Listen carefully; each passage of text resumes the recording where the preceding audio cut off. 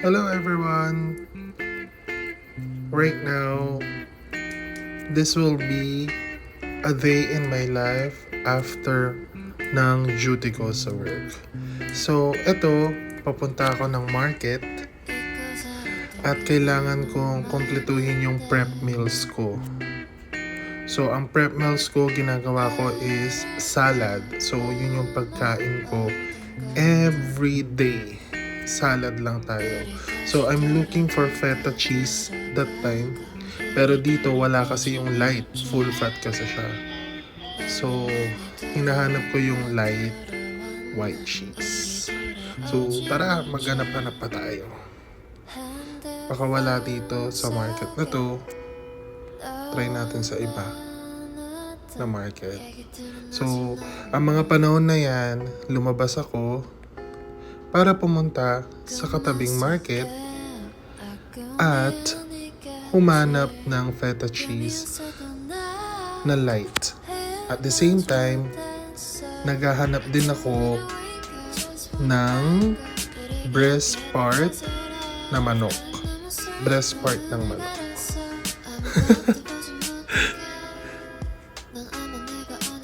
Panoorin nyo at sana mag-enjoy kayo.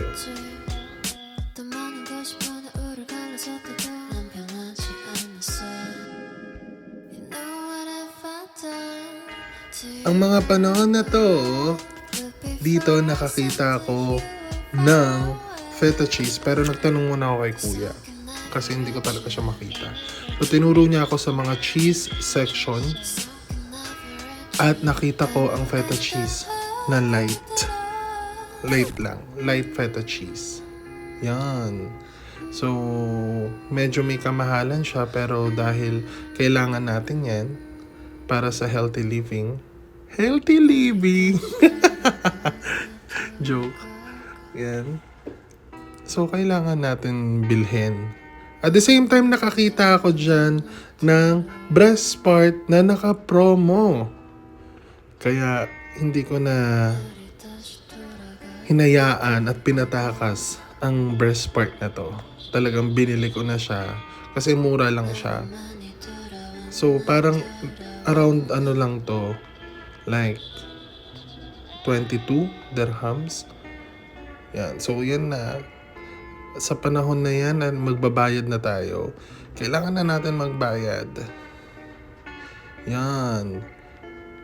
At nabayaran na at lalabas na tayo para umuwi ng bahay dahil pagod na ako. Sana mag-enjoy kayo. Salamat po.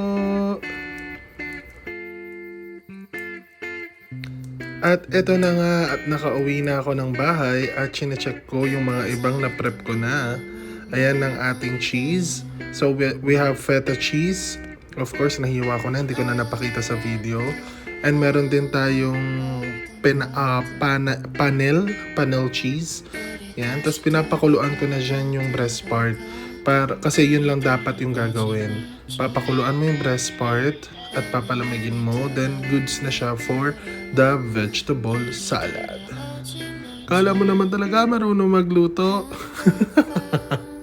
Pero para maka-idea din kayo, hindi ko man mapapakita sa inyo yung process kung paano. Sa next vlog na lang natin gagawin yung process. So, enjoy guys!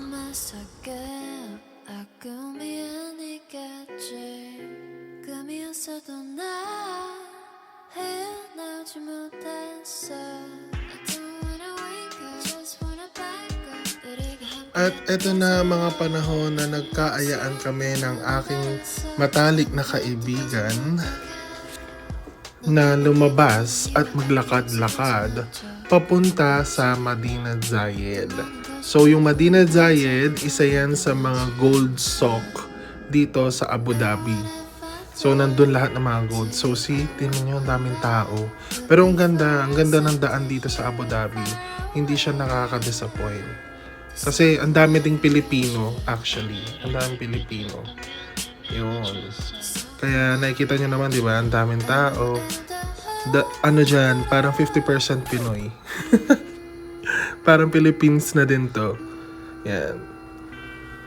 Ewan ko ba kung ba't ko to pinakita, pero wala lang, nagagandahan ako sa entrance. Tapos ito yung sakayan ng bus sa Abu Dhabi. Isang part ng sakayan ng bus sa Abu Dhabi. Yan. Sana nag-enjoy kayo. Panoorin nyo lang guys, please support me. And then ito na, papunta na kami sa isang the best part na hindi naman namin kakainan. Ito yung usual na kinakainan namin ng best friend ko, which is ang shawarma kebab. So since hindi na kami pwede mag-shawarma kebab, ayun, dumiretso na kami sa Madinat Zayed. So itong Madinat Zayed, ito yung exhibition center. So nandito lahat ng klase ng restaurant. So mga stalls siya na restaurant na nasa labas, outdoor stalls, food section. Tapos most ng mga nandito is Filipino food since maraming kabayan. Hello mga kabayan! Ayan. So nakakapag-enjoy. Then syempre papasok na tayo sa mall.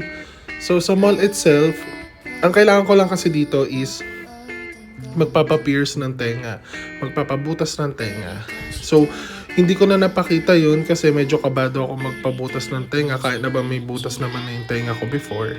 Yung isa kasi nagpabutas ulit ako. Hindi ko na video. So, ito nga pala yung Madinat Zayed Mall, yung loob. So, itong Madinat Zayed Mall, hindi ko na rin napakita yung Gold Sock, pero sa susunod, i-vlog natin yan.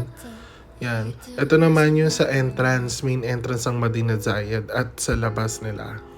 At naisip din namin na puntahan ang aming kaibigan at dalawin sa kanyang bahay.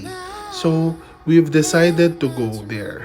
Later, mapapakita ko yan. At nakita namin na may mga rides sa labas mismo.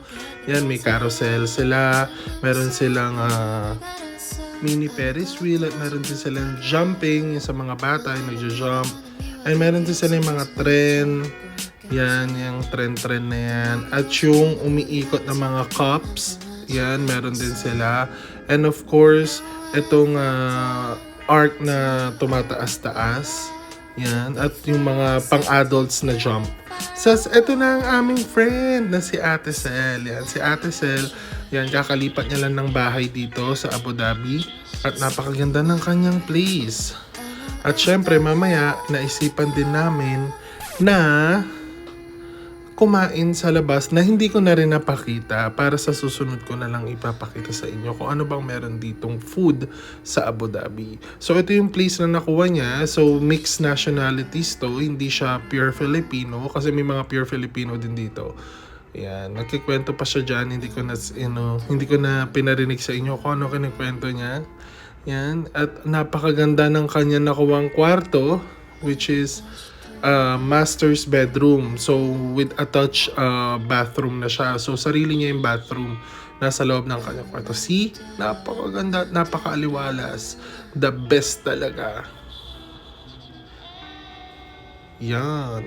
Ayan ang kanyang tahanan. O, diba? Parang napakasyala. Syala! So, yan lang. Shinare ko lang. At naisip na rin namin na kumain sa labas para maglakad. At may nakita kaming best tea cafe. At of course, ang best chicken. So, napili namin dun sa best chicken. Maraming salamat sa lahat na nanood. See you!